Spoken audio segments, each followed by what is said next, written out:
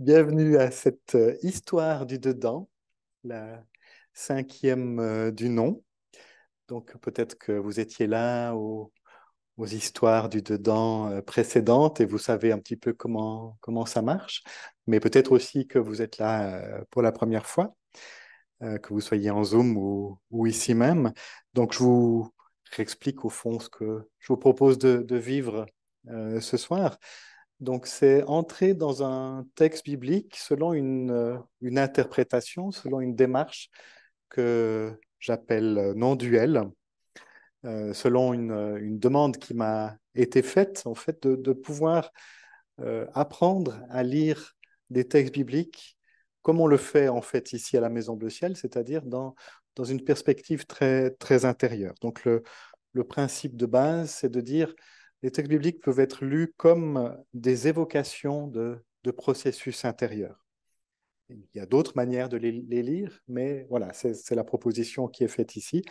Donc des textes qui décrivent au fond notre intériorité et qui nous invitent à un chemin d'ouverture de la conscience. Donc ce n'est pas un temps d'étude biblique, d'exégèse, mais c'est plutôt un temps d'expérience pour que le texte devienne vraiment un chemin d'ouverture intérieure. Donc ça demande aussi une disponibilité de tout l'être, de tout l'être, corps, âme et esprit. Donc après cette introduction, ben, comme ça demande un temps de disponibilité, je vous conduirai dans un temps de méditation guidée qui sera assez court, mais voilà, ça nous permet de nous rendre disponibles. Et puis ensuite, je vous introduirai à la suite de la démarche, et puis nous entrerons directement, comme les autres fois, dans la démarche elle-même pour en fait exercer un texte biblique qui peut devenir une évocation d'un processus intérieur. Le texte biblique en question, c'est le texte, comme les autres fois, qui est lu en principe, il y a parfois un petit peu des différences de liste, mais qui est lu en principe dans les églises dimanche prochain. Donc, si vous allez dans une église catholique ou protestante euh, partout dans le monde, il y a des chances que vous le réentendiez dans la langue où il est lu. Donc, j'espère aussi que si c'est le cas, ben, vous aurez comme ça un peu ce texte déjà en mémoire. Mais tout d'abord, je vous invite donc à rentrer dans ce temps de méditation. Donc pour cela, vérifiez que vous êtes bien assis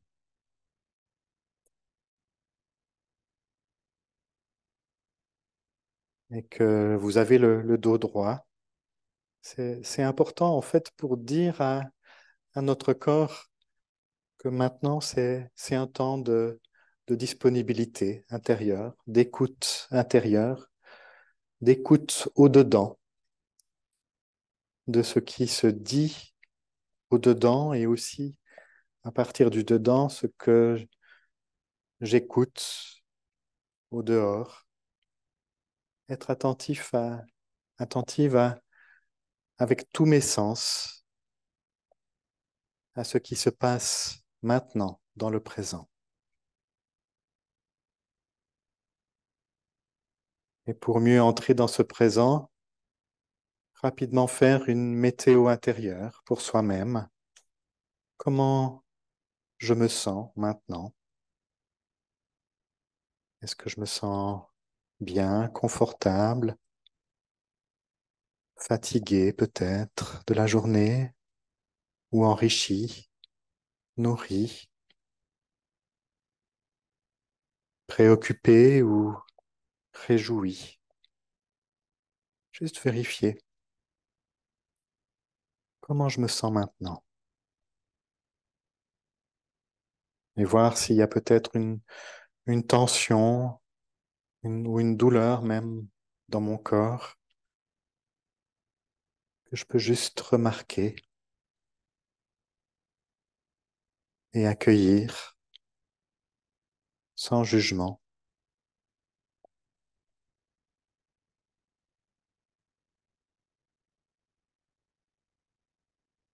Et puis porter mon attention sur ma respiration.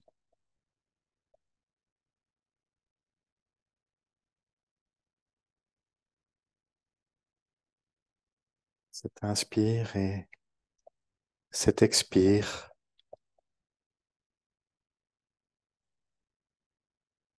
Et petit à petit, le seul mouvement de mon corps,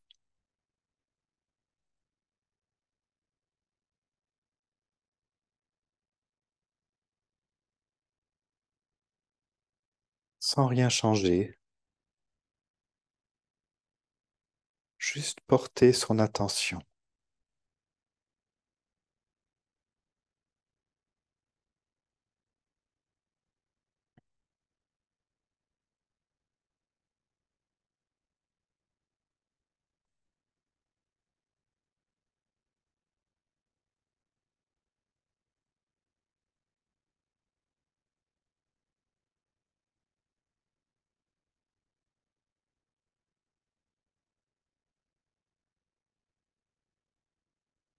Et si mes pensées me guident vers ailleurs, je reviens simplement à cette attention, à ma respiration.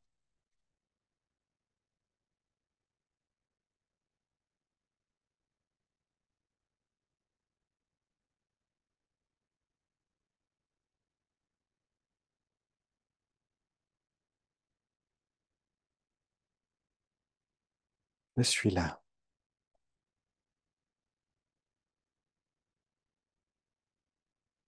Je suis est là.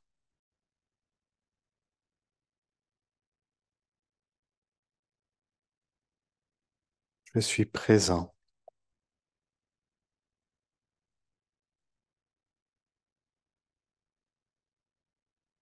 Je suis est présence en moi.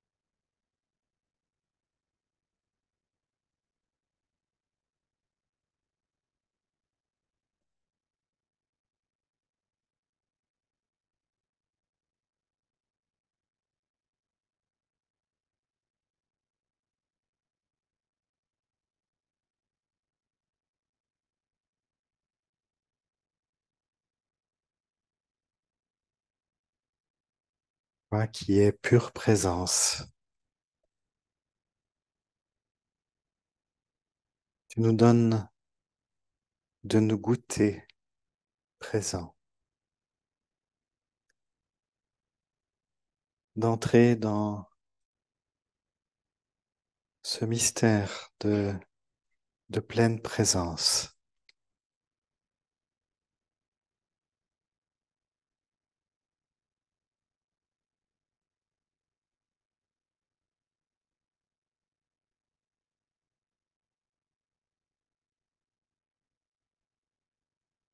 Tu nous permet de goûter à ce que tu es, au principe, au commencement.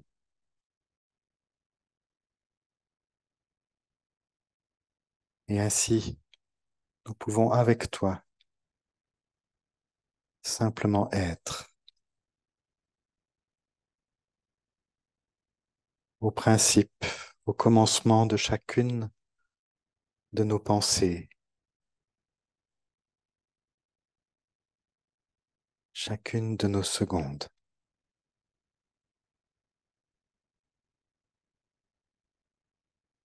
Amen.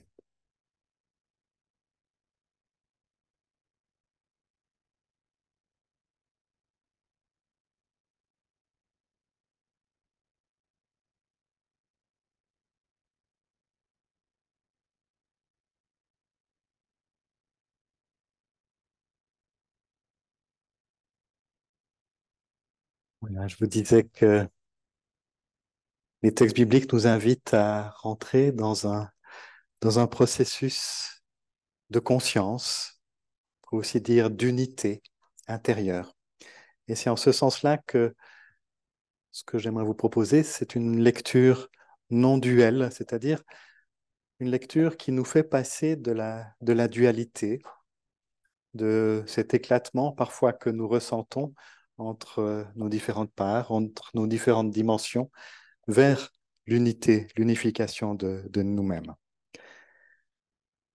Donc cette lecture, quelques mots pour redire les présupposés, c'est une lecture d'abord symbolique, c'est-à-dire que chaque élément peut renvoyer à une autre réalité. Un symbole, c'est ce qui met en lien deux réalités, une souvent très concrète et puis une plus abstraite. Donc, mettre en lien une image, par exemple, et quelque chose qui nous habite. Voilà, donc ça, c'est la lecture symbolique. Et puis le deuxième présupposé, c'est de dire, comme je l'ai déjà dit, que les récits bibliques peuvent être lus comme des évocations de processus intérieurs qui décrivent notre intériorité. Et puis que, troisième présupposé, que chaque élément du texte, là, si on va dans le détail, peut exprimer quelque chose de notre intériorité. Nous sommes chacun des personnages et les lieux sont les lieux de notre intériorité. Et puis au-dedans de nous, ben, il y a différentes voix, ça c'est le quatrième présupposé, qui souvent chahutent, qui souvent font beaucoup de bruit sans qu'on se rende compte forcément. Et l'idée au fond du texte, c'est aussi de faire dialoguer ces voix entre eux, entre elles, de manière à ce que ce dialogue nous amène encore une fois vers l'unité de notre être. Donc dans ce sens-là, le texte, encore une fois, n'est pas à comprendre, il est à suivre comme un processus, comme un chemin peut-être qu'on reconnaît ou qu'on voit pour la première fois, mais que l'on veut suivre. En fait, le texte fait son chemin en nous. Voilà, ça c'est pour les présupposés. Alors quelques mots maintenant sur le comment on va faire ça. Eh bien, la première chose qu'on va faire, c'est lire le texte. Et puis pendant cette lecture, observer les mouvements intérieurs, observer déjà ce qui se passe au-dedans. C'est une première rencontre avec le texte, mais c'est aussi une première rencontre avec mes parts, avec mon intériorité. Qu'est-ce que ça suscite en moi? De manière agréable ou pas agréable, de manière comme je l'aime ou pas du tout. Donc je vous invite à lire et écouter ce texte une première fois. Et c'est Andriane qui le fait.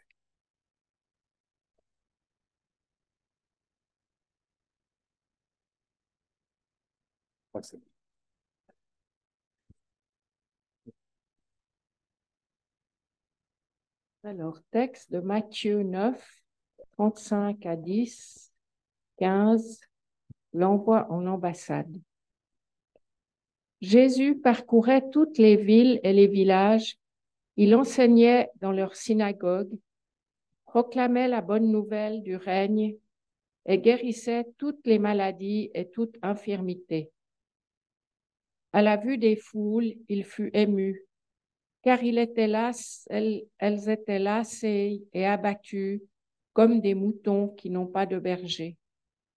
Alors, il dit à ses disciples, La moisson est grande, mais il y a peu d'ouvriers. Priez donc le maître de la moisson d'envoyer des ouvriers dans sa moisson. Jésus appela ses 12 disciples et leur donna l'autorité de chasser les esprits impurs et de guérir toutes les maladies et toutes les infirmités. Voici les noms des 12 apôtres.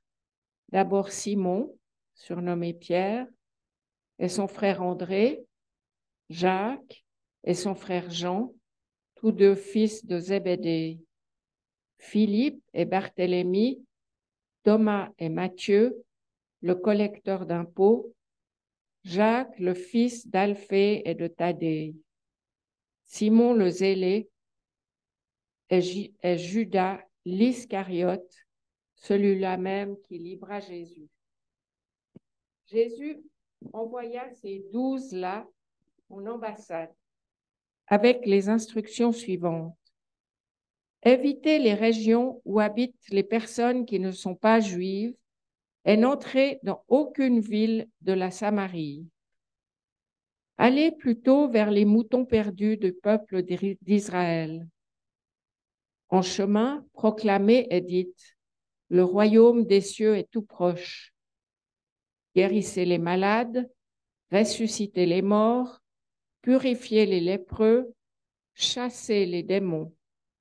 Vous avez reçu gratuitement, donnez gratuitement. Ne vous procurez ni or, ni argent, ni monnaie de cuivre à mettre dans vos poches. Ne prenez pas de sac pour la route, ni de tunique de rechange. Ne prenez ni chaussures, ni bâton.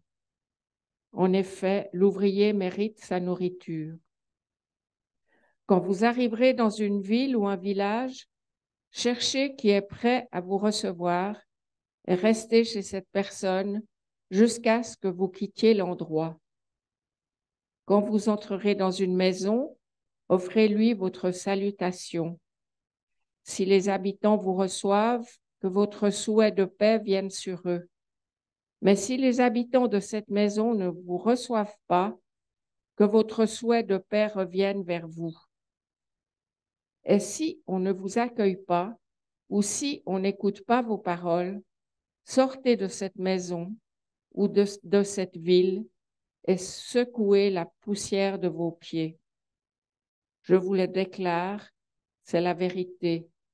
Au jour du jugement, les habitants de Sodome et Gomorrhe seront traités moins sévèrement que les habitants de cette ville-là.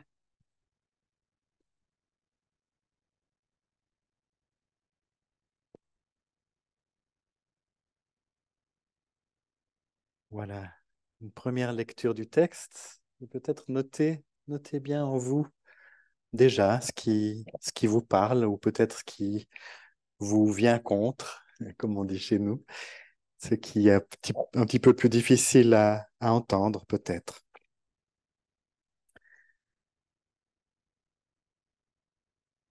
Et la deuxième étape, c'est de repérer les personnages, pour voir quelles sont les parts de moi qu'ils peuvent représenter, chacun, chacune. Alors encore une fois, c'est un texte avec une partie narrative, on va dire la première partie, et puis tout ce qui est en italique, que j'ai mis en italique, c'est au fond plutôt un discours. Donc, ce que je vous propose, c'est simplement de repérer les personnages et les lieux dans la partie narrative, on va dire. Alors, il y a beaucoup d'autres euh, personnages et lieux qui sont dits dans le discours, mais on va les reprendre un petit peu au fur et à mesure. Mais pour simplifier, je me suis dit, on va prendre d'abord juste les personnages qui sont dans la première partie. Donc, vous avez Jésus, qui est évidemment un personnage, Jésus de Nazareth, qui a vécu au début de notre ère, puisque il représente celui qui a donné le nom de notre ère, mais on peut aussi y voir au fond le je suis, la source de notre vie, au fond, ce qui est vraiment la source de mon être qui vient pour révéler ma vie d'éternité au-dedans de moi. On y reviendra encore, hein. Mais voilà, c'est quelque chose, quelqu'un plutôt, qui représente l'être, le je suis au-dedans de moi. Et puis, il y a les disciples qui très vite vont être appelés apôtres. Euh, les disciples, c'est des personnes qui sont à l'école du je suis, qui sont à l'école de cette voie du Christ. On pourrait dire qu'ils sont des apprentis je suis. Et puis ici, on va voir qu'ils vont devenir en quelque sorte des porte-paroles ou des porte-gestes du je suis. Et donc, ça, c'est déjà la première chose intéressante à remarquer, c'est qu'il n'y a pas que le je suis pour parler de l'être et agir en son nom. Il y a aussi des disciples apôtres. On pourrait dire qu'en moi, il y a, on va dire, des parts d'être qui sont déjà habitées du je suis, au point de pouvoir en devenir les porte-paroles, les porte-gestes. Et peut-être que ça se passe à notre insu, parfois, que c'est les autres qui nous le disent. Que peut-être que Jésus, le je suis, est déjà à l'œuvre à travers nous de manière consciente ou inconsciente. C'est les autres qui nous le disent et tout à coup on dit une phrase, on a simplement un sourire, on fait un geste, parfois intuitif ou spontané, et c'est déjà tout l'évangile qui est dit, en fait, hein. Et dans ce sens-là, certains apôtres, certains disciples, dans ce sens-là, euh, ne sont pas forcément chrétiens, au sens qu'ils n'appartiennent pas forcément à une église chrétienne, mais on peut avoir des apôtres du je suis qui se manifestent à nous, qui viennent d'une toute autre tradition. Et peut-être qu'on peut repérer qu'il y a au fond des paroles, des gestes, pour moi, qui sont canaux de la présence divine, de la présence du je suis. Et la question alors, ce serait comment est-ce que je les reçois? Comment est-ce que je les accueille? Comment est-ce que je les écoute? Ce sera vraiment la question de la suite du texte aussi, hein. Voilà. Et puis la troisième catégorie de personnages, on va dire, c'est la foule, même les foules. Et là, pour moi, c'est dans une perspective de lecture non duelle, vraiment la foule de mes parts qui cherchent à vivre, qui cherchent à survivre parfois, une foule de mes parts qui cherchent aussi leur plaisir, qui sont pleines de désir, d'envie de bonheur, de joie, mais aussi des parts de moi qui peuvent être blessées, qui peuvent être estropiées, qui peuvent être traumatisées, des parts qui peut-être ont été négligées aussi dans ma vie. On va parler aussi même de zones d'ombre et de ténèbres. Et ici, on va voir en fait qu'il y a deux adjectifs qui les caractérisent. Elles sont lassées et abattues, avec une image comme des moutons qui n'ont pas de berger. On va y revenir. Donc voilà, trois catégories de personnages, on va dire. Je suis, Jésus, je suis, les disciples, apôtres et les foules. Et puis, il y a quelques lieux, et on peut essayer de voir qu'est-ce qu'ils peuvent représenter pour moi. Qu'est-ce qu'ils peuvent constituer? Il y a d'abord les villes et les villages. C'est peut-être simplement les lieux où j'habite en ce moment. Et là, je ne pense pas seulement à notre domicile, mais aussi ces espaces-lieux ou ces espaces-temps où j'habite. Est-ce que j'habite dans le présent? Est-ce que j'habite dans le passé? Est-ce que j'habite dans le futur? Euh, Est-ce que j'habite une émotion? Est-ce qu'une émotion est mon lieu d'habitation? Est-ce que, par exemple, j'habite le plus la joie, ou je suis habité par la joie? Est-ce que je suis habité par une lassitude, un spleen, une amertume? Est-ce que je suis habité par une ouverture, une bienveillance? Voilà, il y a peut-être que suivant les moments aussi, j'habite en moi des lieux, émotions différents. Et puis, il y a la synagogue. C'est peut-être le lieu en moi où le je suis de Dieu vient me parler. Peut-être je peux repérer même en moi ce lieu source, ce lieu saint, au-dedans de moi où le je suis de Dieu vient me parler. Voilà, et je passe directement à la, à l'étape 5, oser jouer avec le texte, jongler avec les mots, en cherchant de quoi en moi chaque élément est le symbole, et oser faire une proposition d'interprétation. Donc on reprend le texte, après avoir posé un peu les personnages et puis le décor, on va reprendre le texte dans son entier. Donc Jésus parcourait toutes les villes et villages et il enseignait dans leurs synagogues. Voilà, ben, c'est les lieux de mon intériorité que le je suis est en train de parcourir. Et puis, il s'arrête peut-être en particulier dans des lieux saints, d'où il veut me parler. Et il proclamait la bonne nouvelle du règne. Qu'est-ce que c'est qu'une bonne nouvelle? Eh bien, c'est simplement une nouvelle qui nous rend heureux dès que nous l'entendons. Alors évidemment, c'est pas dire par exemple que les gens sont des pécheurs et qu'ils doivent se repentir de leurs péchés. Ça semble peut-être pas être la bonne nouvelle ou la meilleure nouvelle. C'est plutôt une mauvaise nouvelle. Donc, une bonne nouvelle, c'est plutôt dire que, par exemple, vous êtes la lumière du monde, vous êtes le sel de la terre. Mais c'est une bonne nouvelle qu'on n'a peut-être pas assez entendue pour soi. Et qu'elle devient bonne à partir du moment où elle vient, en quelque sorte, nous bénir. Elle vient se réaliser dans notre vie. La bonne nouvelle du royaume, c'est une bonne nouvelle qui parle de la venue du divin, ou l'être divin dans nos vies. La venue de l'infini dans nos vies, la venue de l'éternité dans nos vies. C'est ce qui accomplit notre destinée. On pourrait aussi dire, au fond, la bonne nouvelle, c'est réaliser notre unité avec celui qui est à la source de tout.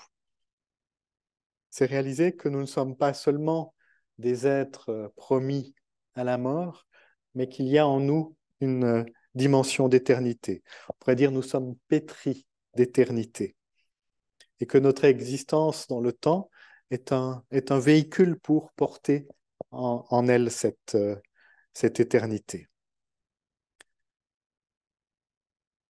Et puis le règne, le royaume de Dieu, ben c'est au fond la transformation de notre vie, justement, de ces êtres qui ne se croient que promis à la mort, en des êtres qui acceptent, qui reconnaissent qu'ils sont promis aussi à l'éternité.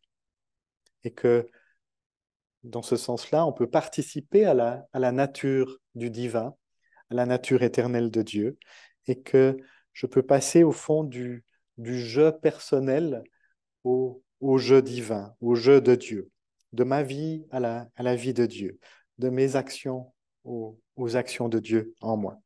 Vous entendez un peu derrière mes expressions, quelques mots que nous avons entendus lundi passé, enfin il y a 10 jours de John Martin. C'est comme ça qu'il essaye d'expliquer au fond tout cela. Donc il proclamait la bonne nouvelle du règne et il guérissait toute maladie et toute infirmité.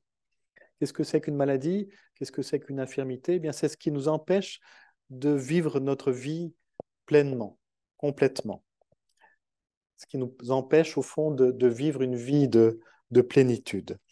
Alors, ce n'est pas forcément seulement des maladies physiques ou psychiques, ça peut être simplement des nœuds ou ou des croyances ou des habitudes ou des choses simplement qui nous encombrent, qui encombrent notre vie et qui nous empêchent d'être véritablement ce que nous sommes et ce que nous sommes appelés à être.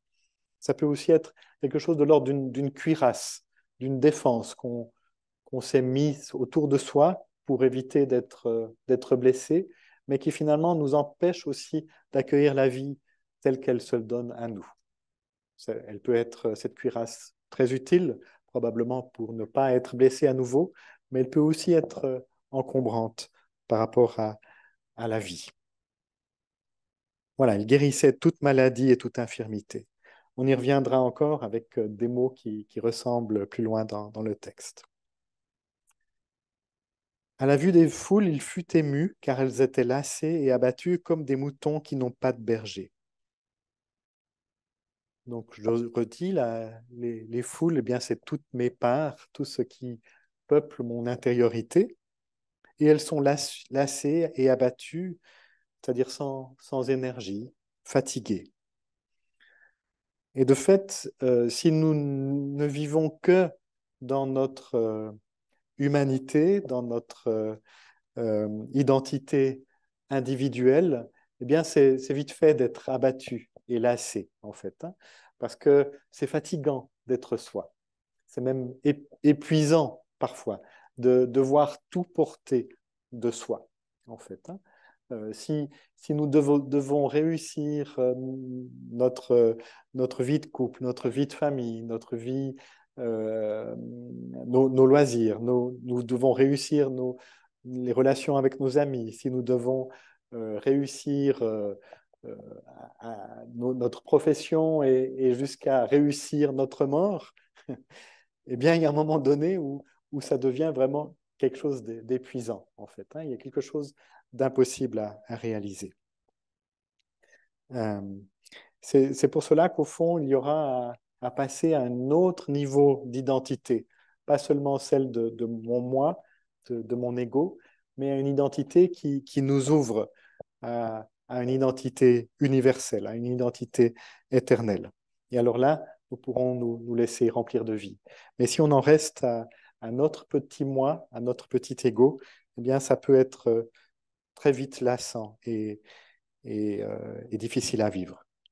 Et puis, on a peut-être ce sentiment d'être comme des moutons sans berger qui ne savent pas où aller pour se nourrir, qui vont à gauche, qui vont à droite, mais qui ont comme perdu leur orientation, qui ont perdu l'étoile qui guidait leur vie. Et Jésus, le je suis de Dieu, est ému, est bouleversé par cela. Et je trouve ça très émouvant, justement, très bouleversant de voir que le je suis de Dieu est touché par nos vies qui sont fatigantes, en fait, hein. Et alors, on voit qu'il essaye de faire quelque chose, de répondre à cette lassitude par une action.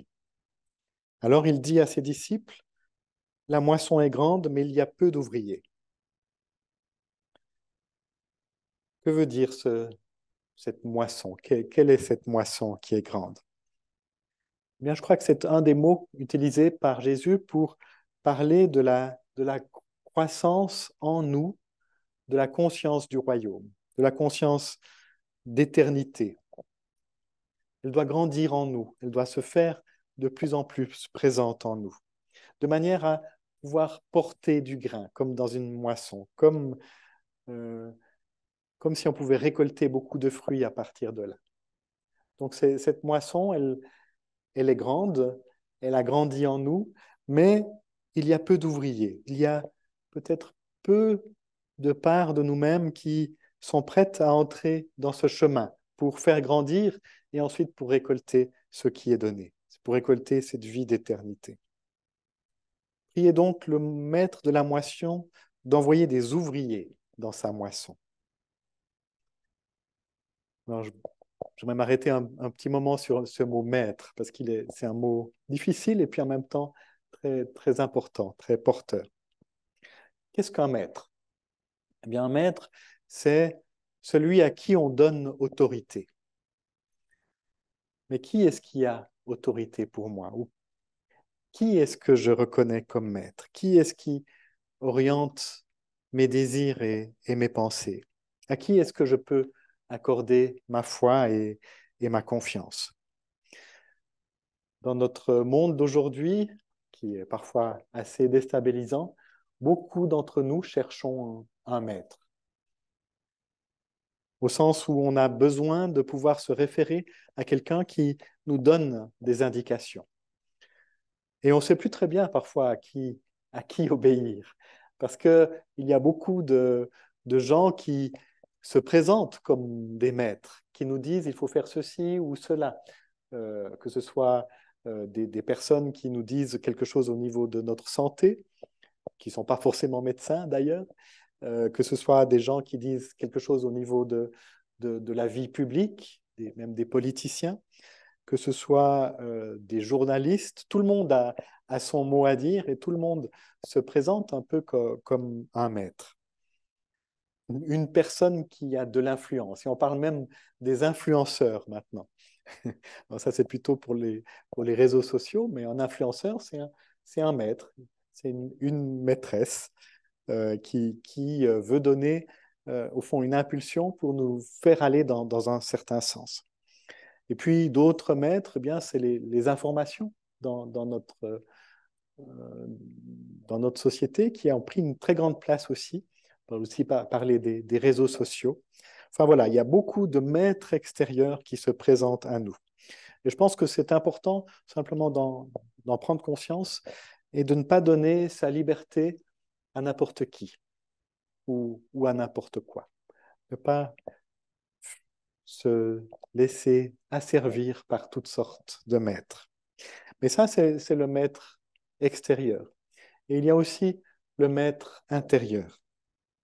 Alors, ce n'est pas forcément plus simple, parce que il y a beaucoup de maîtres extérieurs qu'on a intériorisés et qui sont tout autant difficiles à vivre au-dedans de nous. Donc, peut-être une des questions, c'est de savoir au fond quel maître parle en moi. Est-ce que moi, mon ego est le maître? C'est-à-dire, est-ce que ce qui guide mes actions et tout ça, c'est uniquement mon intérêt ou mon plaisir immédiat? Mais il y a peut-être d'autres maîtres encore dont je suis moins conscient au-dedans de moi, c'est-à-dire, tout, est-ce que c'est mon père, ma mère, mes ancêtres, enfin tout ce transgénérationnel qui, au fond, sont mes maîtres, même si j'ai 60 ou 80 ans, est-ce que c'est encore eux qui guident, au fond, mes actions? Et puis voir en particulier quels sont les maîtres que j'ai peut-être pu refouler à un moment donné, que j'ai pu refuser et qui peut-être de ce fait-là ont encore plus de pouvoir sur moi. On parle des maîtres fantômes en fait dans nos vies. Bref, qui est-ce qui est mon maître en fait? Qui est-ce qui guide ma vie? Je crois que le seul maître qui vaut la peine d'être suivi, d'être obéi, eh bien, je crois que c'est la vie, le vivant. Et on peut reconnaître au fond ce maître à certains indices. Et c'est les pères du désert qui parlaient de ces indices. Ils disaient au fond, si vous suivez une indication ou une voix intérieure qui vous dit quelque chose et que ça vous mène vers la tristesse, vers la désolation, ou au contraire, enfin, pas au contraire, mais autrement vers la colère ou vers quelque chose qui, en tout cas, est très différent de la paix intérieure, eh bien, c'est probablement pas une voix qui vient du vivant, de la vie, pas une voix qui vient de l'être essentiel, en fait. Par contre, si vous sentez que quand vous suivez une indication qui vous amène vers la joie, qui vous amène vers la paix, que cette voix est apaisante, alors oui, c'est probablement euh, la, la voix du vivant en vous, celle qui vous amènera vers le calme. Donc voilà, ça c'est une indication toute simple, au fond, pour repérer, pour discerner quel est le maître que je veux suivre? Et puis pour diriger son attention vraiment vers le vivant, vers ce qui est l'être essentiel en moi. Ce maître, quand il vient à notre rencontre, en particulier quand nous sommes troublés ou perdus, il va nous relier à la présence, à ce qui est vraiment ma source, il va nous ramener au cœur de notre existence. Et puis, alors, ce qui est intéressant avec ce texte, c'est qu'on découvre que ce maître de la vie, ce maître intérieur en nous, il a des représentants, des ambassadeurs. Euh, Ici, on les appelle des apôtres. Et je trouve que c'est tout l'intérêt de ce texte de découvrir cela. Donc Jésus appela ses 12 disciples et leur donna l'autorité pour chasser les esprits impurs et et guérir toutes les maladies et toutes les infirmités. Donc les disciples ici deviennent les porte-paroles du maître de la vie en nous. On pourrait dire, ce sont des voix qui sont bien présentes en nous et qui ont comme première fonction de chasser les esprits impurs, c'est-à-dire ce qui bloque quelque chose en moi, ce qui bloque quelque chose de, euh, de la vie en moi, et qui est peut-être devenu entre-temps mon maître, justement. Ce qui fait obstacle en moi à la vie d'éternité. Donc les esprits impurs, évidemment on peut voir des démons, on peut voir quelque chose de très spirituel au sens au-delà de nous, mais on peut aussi voir quelque chose de tout simple, ce qui m'empêche au fond de voir la vie comme elle est en réalité. Et puis, ces porte-paroles du maître de la vie en nous, ils ont aussi cette capacité de guérir toutes les maladies et toutes les infirmités, c'est-à-dire ce qui est malade dans mon inconscient et qui doit être rétabli pour retrouver un passage libre, pour retrouver une circulation, pour retrouver une disponibilité intérieure. Parfois, il y a des choses de mon histoire personnelle qui restent comme un nœud, comme quelque chose d'insurmontable en nous et qui, sans qu'on ait vraiment conscience, nous empêche au fond d'accueillir la vie comme elle est. Eh bien, euh, ces disciples du maître de la vie ont cette capacité de venir guérir cela. Alors, qui sont ces disciples? Qui sont ces disciples des maîtres de la vie? Eh bien, on a leur nom. Il y en a 12 ici. Évidemment, c'est aussi un chiffre symbolique de tous les noms de la terre. Au fond, ils sont là appelés des apôtres, c'est-à-dire qu'ils sont les voix de la vie en nous qui viennent au nom de je suis, au nom de ce maître intérieur. Et ce qui est très, très intéressant, c'est qu'ils sont tous nommés par deux. Simon, surnommé Pierre, et son frère André, Jacques et Jean, Philippe et Barthélemy, Thomas et Matthieu, Jacques et Thaddée, Simon et Judas. Ils vont tous par deux. C'est en fait ce que nous essayons d'appliquer à la Maison Bleu Ciel. En fait, je ne sais pas si vous vous êtes rendu compte, mais tout ce que nous proposons, presque tout, est animé par deux personnes. Et alors, ce n'est pas seulement pour simplifier la tâche, c'est aussi parce que ça correspond à quelque chose de biblique, j'allais dire d'évangélique. Euh, il semble bon que de parler de l'évangile, on va dire comme ça, ou de conduire un chemin en tant que disciple apôtre, il semble bon d'être deux pour le faire, d'être deux personnes. Mais c'est aussi valable, je crois, pour l'intérieur de nous-mêmes, parce qu'on a nos apôtres intérieurs qui sont donc les voix du vivant au-dedans de nous, c'est ce qu'on découvre avec ce texte, et ceux-là aussi, ils vont par deux. Et ce deux, j'y vois comme euh, deux faces d'une même réalité, en fait. C'est-à-dire que peut-être qu'il y a une voix au-dedans de nous qui est la voix de l'élan vers la vie. Eh bien, elle a toujours son pendant aussi, qui est celui de l'immobilisme. Et peut-être que les deux faces peuvent être porteuses d'évangile en nous, porteuses de vie.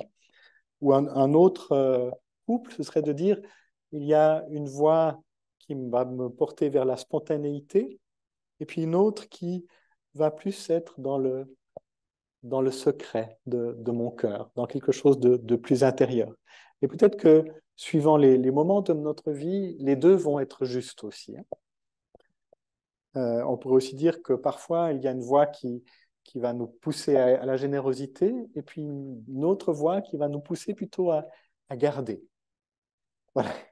Voir qu'il n'y a peut-être pas de jugement, mais que ça va par deux, et que ça correspond à quelque chose en nous de la vie qui est à reconnaître, et qu'au fond, ces couples sont aussi là pour nous inviter à travailler, et que c'est à travers ces couples qu'on va trouver une unité, peut-être un mi-chemin entre les deux, petit à petit, mais après avoir travaillé et l'un et l'autre au-dedans de nous.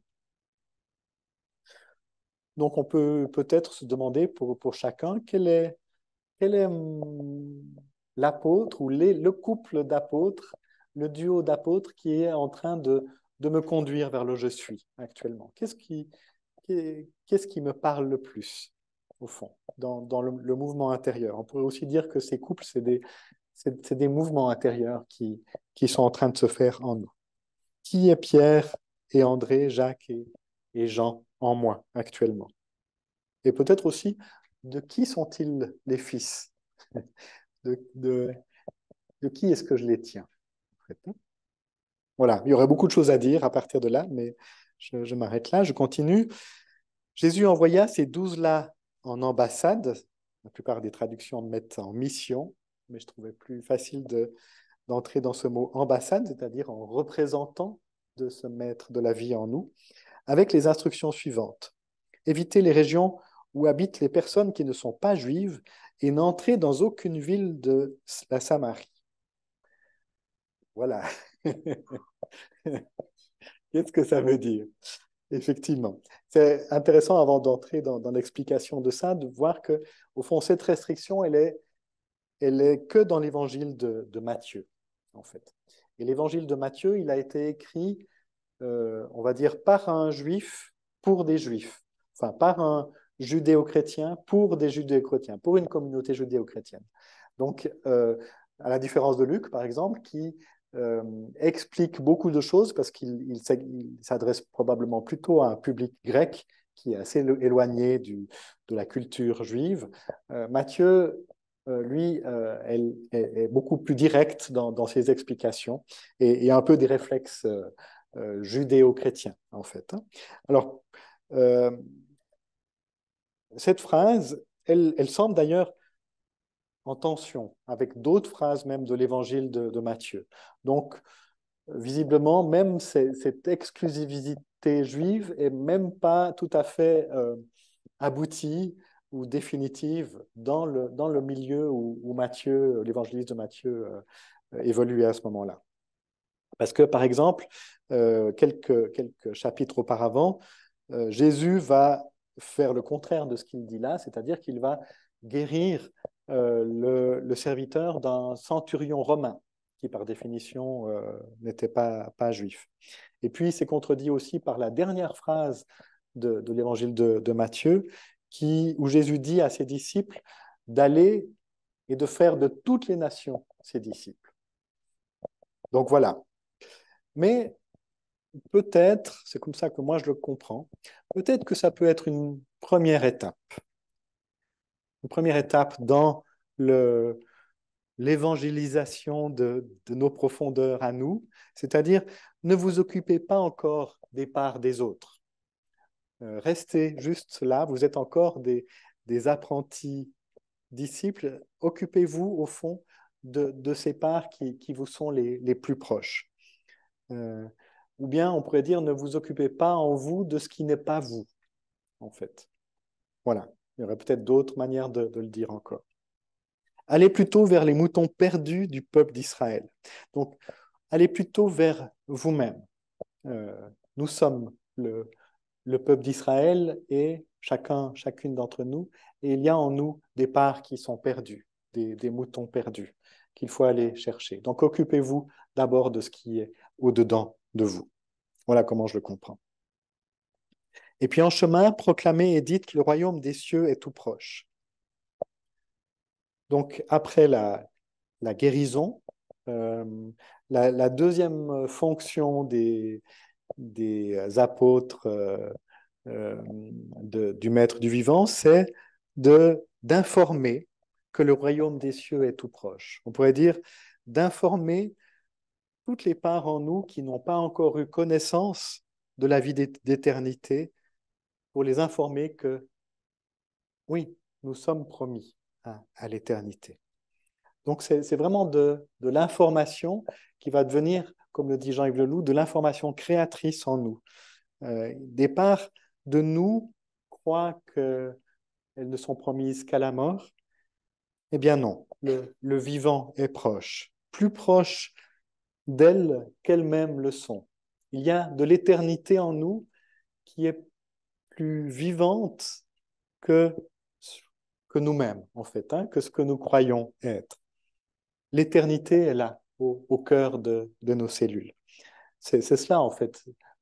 Enfin, c'est une manière de dire le royaume des cieux est tout proche. L'éternité est là, au cœur de nos cellules. Mais il y a à en informer toutes les parts de nous-mêmes qui ne le savent pas encore. Et puis on revient avec la guérison et les démons. Guérissez les malades, ressuscitez les morts, purifiez les lépreux, chassez les démons. Vous connaissez peut-être cette expression de Simone Paco, enfin le livre de Simone Paco, qui s'appelle l'évangélisation des profondeurs. Eh bien, je crois qu'on peut vraiment comprendre dans ce sens-là. Évangéliser les profondeurs, c'est guérir les parts qui sont malades en moi. C'est ressusciter celles qui sont mortes en moi. C'est purifier celles qui sont à nettoyer. Chasser peut-être ce qui doit être chassé.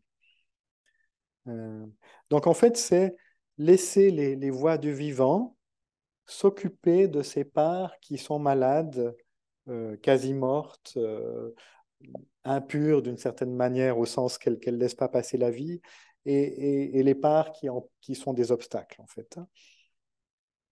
Voilà, donc c'est faire tout ce travail d'ouverture du cœur, d'ouverture de l'être, pour que la vie puisse à nouveau passer le mieux possible au-dedans de nous. C'est évidemment un travail de toute une vie, hein.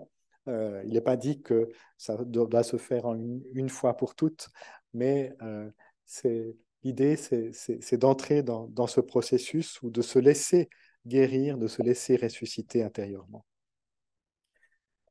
Vous avez reçu gratuitement, donnez gratuitement.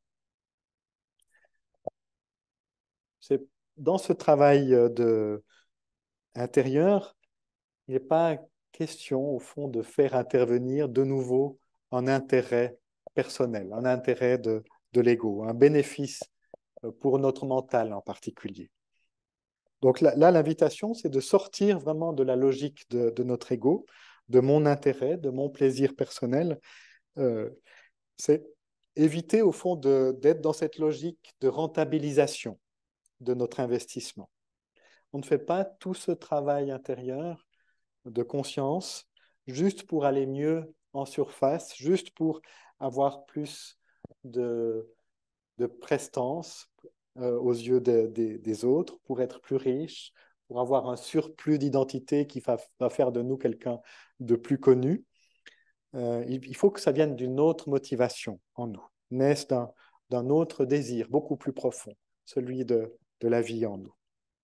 Et ne vous procurez ni or, ni argent, ni monnaie de cuivre à mettre dans vos poches. Donc, ne pas vouloir amasser en faisant cela pour l'ego, encore une fois, ne pas vouloir amasser un quelconque gain pour acquérir un surplus d'identité et briller aux yeux des humains. Il faut rentrer dans cette logique d'une autre parole de Jésus au début de l'évangile de Matthieu qui disait « Heureux les pauvres en esprit ». Donc, oser entrer dans cette pauvreté du cœur, dans cette simplicité radicale, dans cette sobriété au-dedans de nous. Ne prenez pas de sac pour la route, ni de tunique de rechange, ne prenez ni chaussures, ni bâton. En effet, l'ouvrier mérite sa nourriture. Alors, il y en a certains qui vivent ou qui ont vécu vraiment cette phrase à la lettre, hein, qui sont partis sur les chemins du monde sans rien avec eux.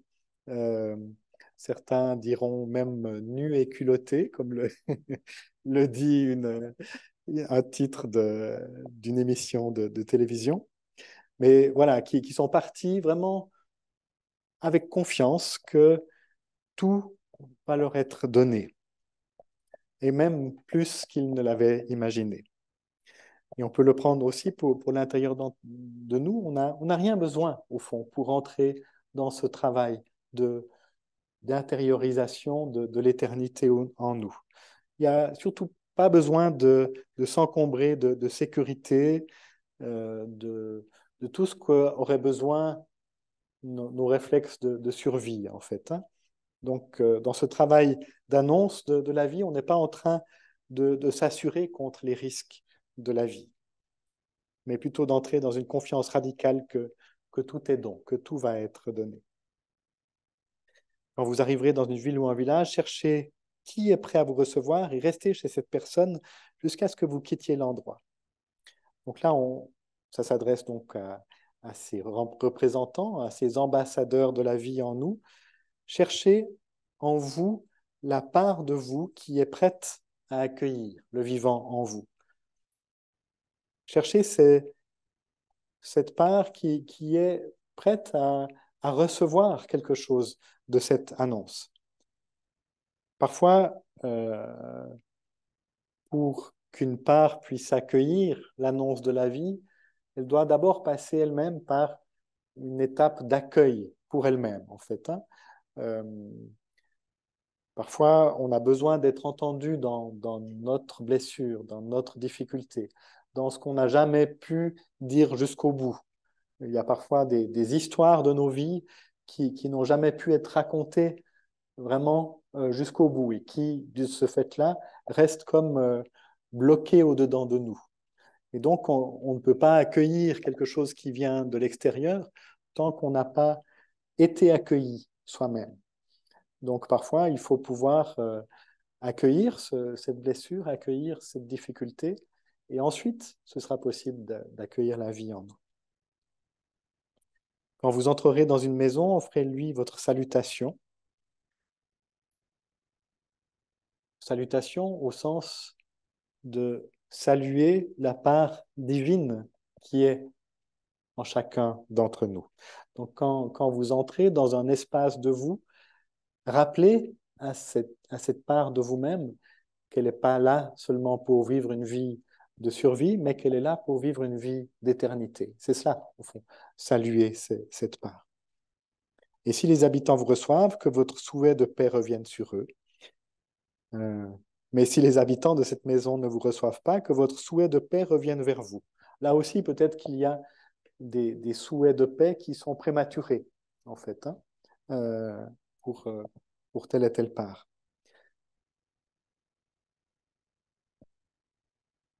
Si on ne vous accueille pas ou si on n'écoute pas vos paroles, sortez de cette maison et de cette ville et secouez la poussière de vos pieds. Sortir de certains espaces intérieurs de nos vies, ça peut aussi être important, en fait. Hein. Il y a parfois des lieux qui ne sont pas capables en nous, pas capables d'accueillir, en tout cas pour l'instant, quelque chose de ce message de vie.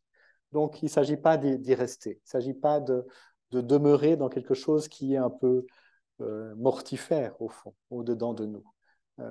Peut-être que ça va être guéri plus tard, mais tant que cet espace est trop peu accueillant, justement, eh bien, il ne s'agit pas d'y rester. Je vous le déclare, c'est la vérité. Au jour du jugement, les habitants de Sodome et de Gomorrhe seront traités moins sévèrement que les habitants de cette ville-là. Alors voilà, ces habitants de Sodome et Gomorrhe, évidemment, ça évoque toutes sortes de choses pour nous peut-être. Peut-être juste dire que les habitants de Sodome et de Gomorrhe, ça représente simplement ce qui est violent en nous. C'est au fond la culture du viol, en fait. C'est Sodome et Gomorrhe, évidemment c'est dans l'Ancien Testament, euh, représente pour moi le lieu où les gens ne pouvaient être en relation les uns avec les autres qu'avec la violence, en fait, qu'avec le conflit, qu'avec la dureté, en fait. Hein. Euh, donc ils connaissent que la violence comme mode de relation, que la culture du viol. Et là, je ne crois pas qu'il s'agit d'une condamnation de la part de Jésus, mais plutôt d'une constatation, au fond. Quand une part de vous est violente, quand elle exclut les autres, quand elle est vraiment dans la défensive, mais de manière forte, cette part-là, ben, elle risque simplement l'autodestruction, comme Sodome et Gomorrhe a été détruite, en fait. Hein. Euh, donc, c'est simplement pour dire ça. Ben, finalement, une part qui ne veut pas vous accueillir, qui ne connaît que la violence, ben, il y a un moment donné où elle va simplement disparaître. Voilà, étonnant comme parole. Donc, c'est peut-être juste l'inverse de ce qu'on pense, en fait. Du jugement, c'est plutôt font quelque chose qui s'évanouit d'une certaine manière. C'est comme ça que je le comprends. Mais voilà, il y a peut-être beaucoup d'autres explications à donner pour chacune de ces paroles. J'espère que cela aura ouvert quelques pistes, au moins au-dedans de vous, pour que, encore une fois, ce texte devienne chemin en vous. Et s'il y a des éléments que j'ai évoqués qui simplement ne vous parlent pas ou vous viennent contre, ben laissez-les de côté simplement pour l'instant. Peut-être que vous y reviendrez plus tard. Mais si ça peut ouvrir deux, trois pistes, deux, trois chemins intérieurs, eh bien, je crois que ce texte aura fait juste ce qu'il est destiné à faire. On va le relire tout à l'heure, mais d'abord, je vous invite à un temps de silence.